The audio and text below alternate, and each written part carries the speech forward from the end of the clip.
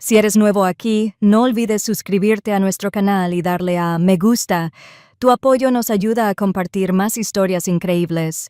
Hola, me llamo Alicia Andrade. Esta es mi historia. No es fácil de contar.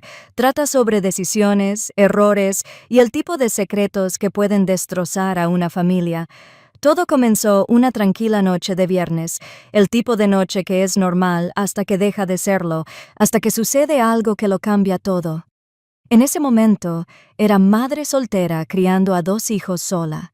Mi hija Elena tenía 16 años, era inteligente, independiente, pero distante.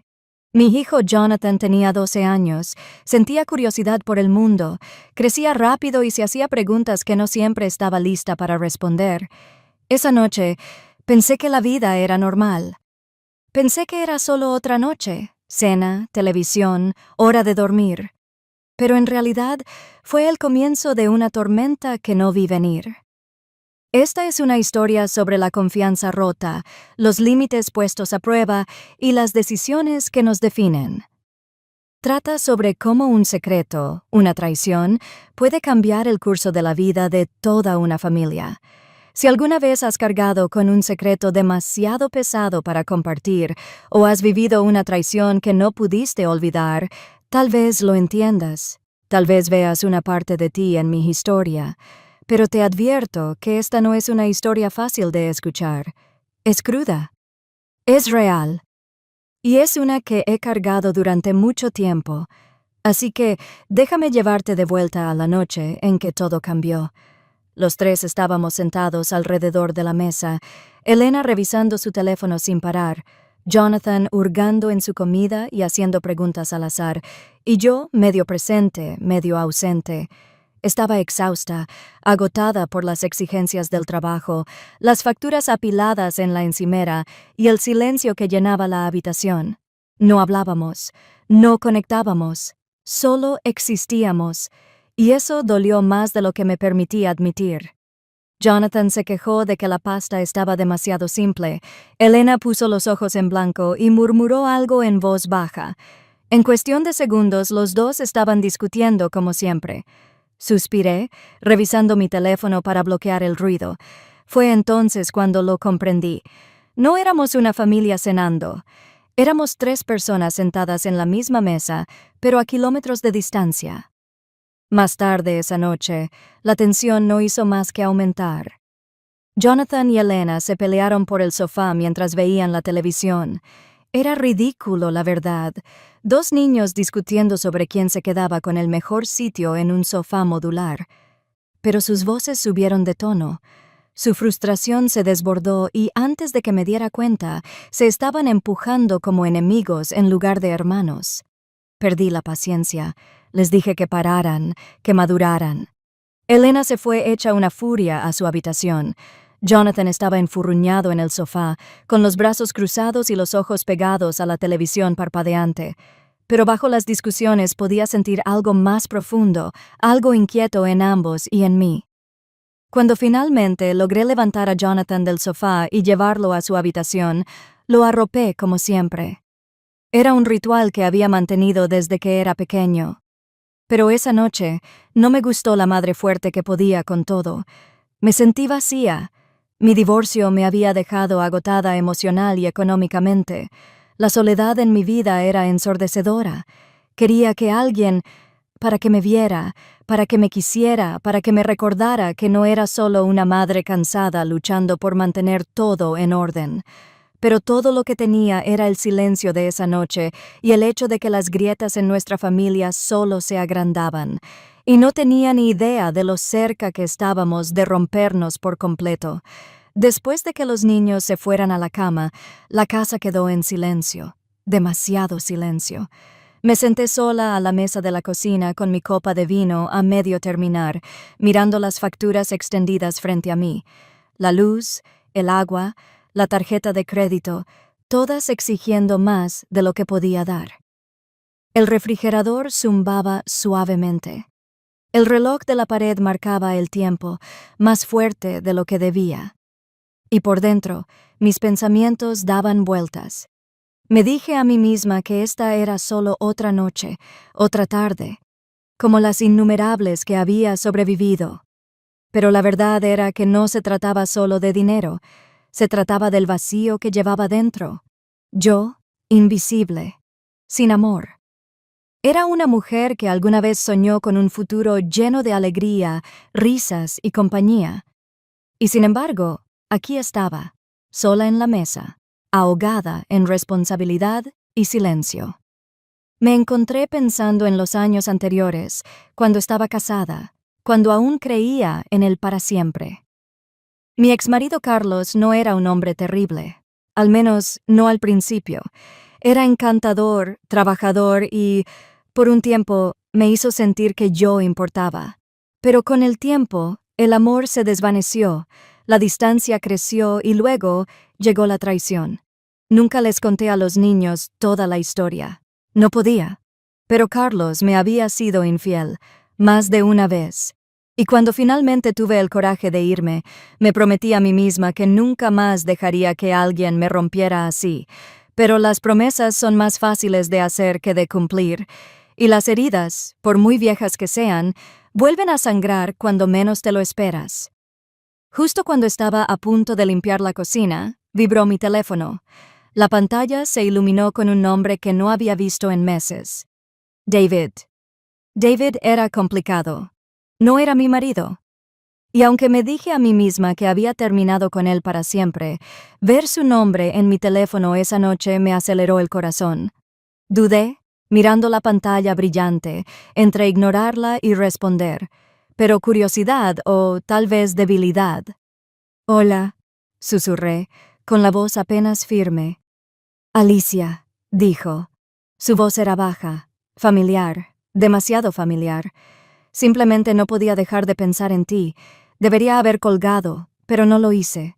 Hablamos durante horas sobre nada, sobre todo. Y por primera vez en mucho tiempo, deseé.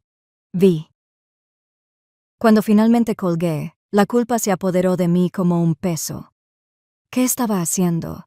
¿Qué estaba arriesgando? Pero en el fondo, ya lo sabía. Estaba al borde de algo peligroso. Los días siguientes se confundieron, pero el secreto. Durante el día, solo era mamá, cocinando, trabajando, regañando a mis hijos por pelearse por el control remoto. Pero por la noche, después de apagar las luces, era otra cosa. Era una mujer que vivía una doble vida, ocultando conversaciones, borrando mensajes, protegiendo mi teléfono como si fuera un tesoro lleno de verdades prohibidas. Jonathan se dio cuenta primero. «Mamá, ¿por qué siempre estás con el teléfono?», preguntó una noche. Me reí. Elena, sin embargo, no se dejaba engañar tan fácilmente. Me dirigió esa mirada penetrante de adolescente, esa que dice: «Sé más de lo que crees». Los muros de mi mundo secreto eran delgados, y tarde o temprano sabía que se derrumbarían. No eran solo llamadas.